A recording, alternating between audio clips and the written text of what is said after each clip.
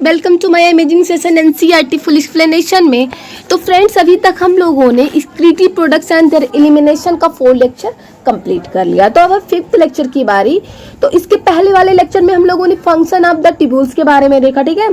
तो इस लेक्चर में हम लोग mechanism of concentration of the filtrate and regulation of kidney function को कवर करेंगे। तो चलिए बिना टाइम वेस्ट के हम लेक्चर को स्टार्ट करते हैं। So let's get start with the mechanism of concentration of the filtrate. Okay, mammals have the ability to produce a concentrated urine. ठीक है, mammals के पास concentrated urine को प्रोड्यूस करने की एबिलिटी होती है। ठीक है, जो mammals होते हैं उनके पास concentrated urine को प्रोड्यूस करने की एबिलिटी होती है। The Henle loop and vasa recta play a significant role in this. इस कार में Henle loop and vasa recta एक significant role प्ले करते हैं। The flow of filtrate in the 2 limbs of Henle loop is in opposite direction and दस forms a counter current. ठीक है, Henle loop की दोनों लिम्स में फिल्ट्रेट का अपोजिट डायरेक्शन में क्या होता है, फ्लो होता है। ठीक है, उसका अपोजिट डायरेक्शन में फ्लो होता है, जिससे काउंटर करंट प्रोड्यूस होती है आपकी। ठीक है, जिससे आपकी काउंटर करंट जो है प्रोड्यूस होती है, बोल सकते हो, या फॉर्म्ड होती है। ठीक है, तो the flow of blood through the 2 limbs of vasa रेक्टा is also in A counter current pattern. Okay, तो क्या होता है फ्रेंड कि वासा रेक्टा की दोनों लिम्स में ब्लड का फ्लो भी कैसे होता है, काउंटर करंट पैटर्न में ही होता है। ठीक है, इसमें भी ब्लड का फ्लो काउंटर करंट पैटर्न में ही होता है। ठीक है, the proximity between the Henle loops and vasa recta as well as the counter current in them helps in maintaining and increasing osmolality towards the inner medullary interstitium that is from 300 mol liter in the cortex to about 1200, ठीक है, in the inner medulla। Okay, तो क्या होता friend कि Henle loop and vasa रेक्टा के बीच की, ठीक है, हेनले लूप एंड वासा रेक्टा के बीच की नजदीकी एंड उनमें काउंटर करंट मेडुलरी इंटरस्टिशियम के इंक्रीजिंग ऑस्मोलिटी को स्पेशल फॉर्म में मेंटेन करती है। ठीक है, क्या करती है वो, स्पेशल फॉर्म में मेंटेन करती है, जो क्या करता है कि ऑस्मोल इनर, ठीक है, जो क्या करता है कि ऑस्मोलिटी मेडुलरी के आउटर रीजन से इनर रीजन की ओर बढ़ती जाती है। ठीक है, लगातार वो बढ़ती जाती है। जैसे कि आपका कॉर्टेक्स, ठीक है, जैसे आपकी कॉर्टेक्स की ओर से 300, ठीक है, 300 से इनर मेडुला में अप्रोक्सीमेटली 1200, ठीक है, 300 से 1200 में हो जाती है। समझ में आपको?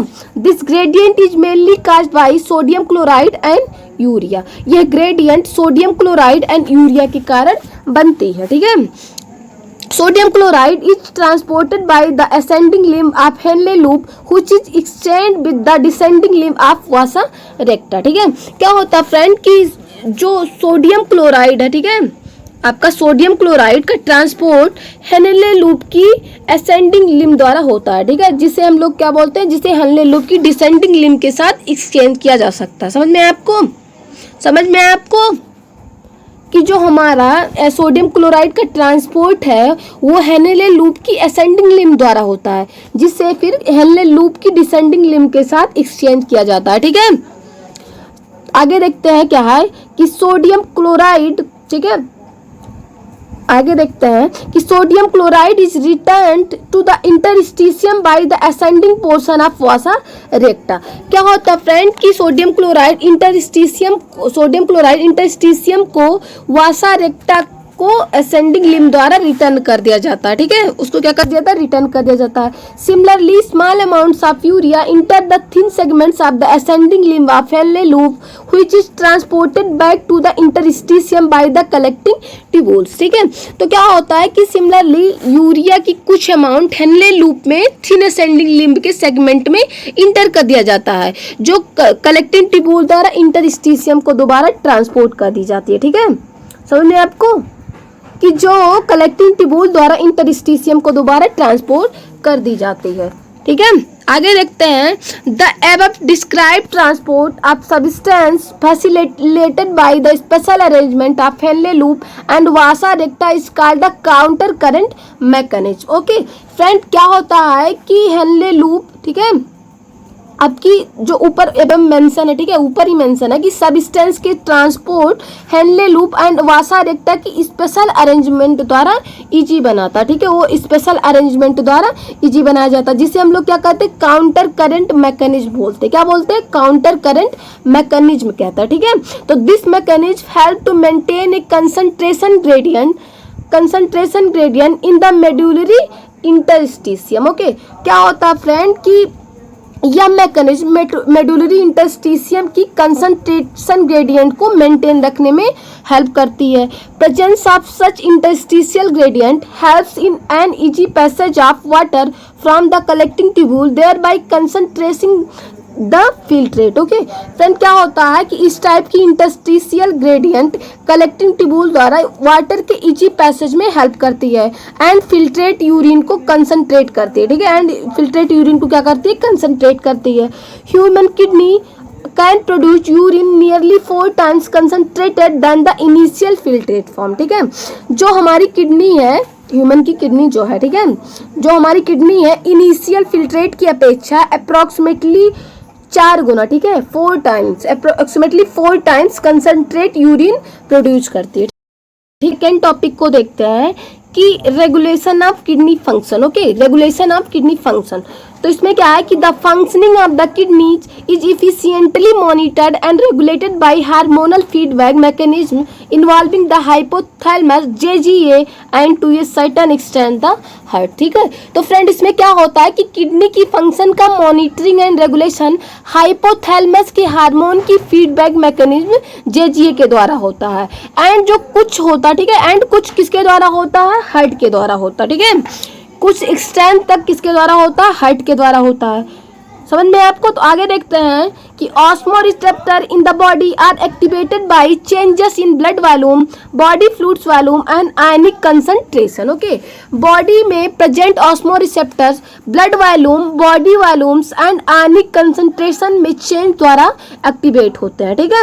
And excessive loss of fluid from the body can activate these receptor which stimulate the hypothalamus to release antidiuretic hormone ADH और vasopressin from the neurohypophysis. Okay, तो फ्रेंड, क्या होता है कि बॉडी के यूरिन द्वारा वाटर का अधिक लॉस इन रिसेप्टर्स को एक्टिवेट करता है, जिसे हाइपोथैलेमस एंटी-डायूरेटिक हार्मोन ADH और न्यूरोहाइपोफाइसिस को वैसोप्रेसिन के सिक्रीशन के लिए स्टिमुलेट करता है। ओके, उसके सिक्रीशन के लिए क्या करता है? ये स्टिमुलेट करता है। समझ में आपको? समझ में आपको? तो आगे देखते हैं कि ADH facilitates water reabsorption from later parts of the tubule, thereby preventing diuresis। Okay, क्या होता है फ्रेंड कि एंटी डायूरेटिक हार्मोन के लेटर पार्ट, ठीक है, अंतिम पार्ट जो है, ठीक है, लास्ट पार्ट में वाटर के रीअब्जॉर्प्शन को इजी बनाता है एंड डायूरेसिस को प्रिवेंट करता है, ठीक, क्या करता है? ये डायूरेसिस को प्रिवेंट करता है। And increase in body fluid volume, ठीक है, and increase in body fluid volume can switch off the osmoreceptor and suppress the ADH release to complete the feedback. Okay, क्या होता है कि बॉडी फ्लूइड के वॉल्यूम में इंक्रीज होना osmoreceptor को स्विच ऑफ कर देती है, ठीक है, इट मींस डीएक्टिवेट कर देती है, एंड फीडबैक को कंप्लीट करने के लिए एंटी डायूरेटिक हार्मोन के सिक्रीशन को सप्रेस करती है, ठीक है। समझ में आपको? आगे देखते हैं ADH can also affect the kidney function by it's constrictory effects on blood vessels. Okay, क्या होता है कि ADH किडनी के फंक्शन को ब्लड वेसल्स पर कॉन्स्ट्रिक्टरी इफेक्ट द्वारा भी इफेक्ट करता है। This cause an increase in blood pressure, जो क्या करता है कि ब्लड प्रेशर इससे क्या होता है? बढ़ जाता है, ठीक है, इससे ब्लड प्रेशर बढ़ जाता है। And increase in blood pressure can increase the glomerular blood flow and thereby the GFR। Okay, क्या होता है कि ब्लड प्रेशर बढ़ जाने से ग्लोमेरुलर ब्लड फ्लो, ठीक है, ठीक है, ग्लोमेरुलर ब्लड फ्लो, ठीक है, ग्लोमेरुलर ब्लड फ्लो इंक्रीज हो जाता है और इससे क्या होता है? GFR बढ़ जाता है। समझ में आया आपको? तो आगे देखते हैं कि the JGA places a complex regulatory role. JGA complex regulatory role play करता है। A fall in glomerular blood flow, glomerular blood pressure, GFR can activate the JG cells to release renin which converts angiotensinogen in blood to angiotensin first and further to angiotensin second. Okay, क्या होता है कि glomerular blood flow, glomerular blood pressure, GFR में गिरावट से जेजी sales active होकर rennin को release कर देती है। ठीक है, क्या करती है? एक्टिव होकर रेनिन को रिलीज कर देती है। रेनिन ब्लड में प्रेजेंट एंजियोटेंसिनोजन को एंजियोटेंसिन फर्स्ट और बाद में एंजियोटेंसिन सेकेंड में क्या करते हैं? कन्वर्ट कर देती है। ठीक है, एंजियोटेंसिन सेकेंड में क्या करती है? कन्वर्ट कर देती है। तो आगे देखते हैं हम कि angiotensin second being a powerful vasoconstrictor, ठीक है, increase the glomerular blood pressure and thereby GFR.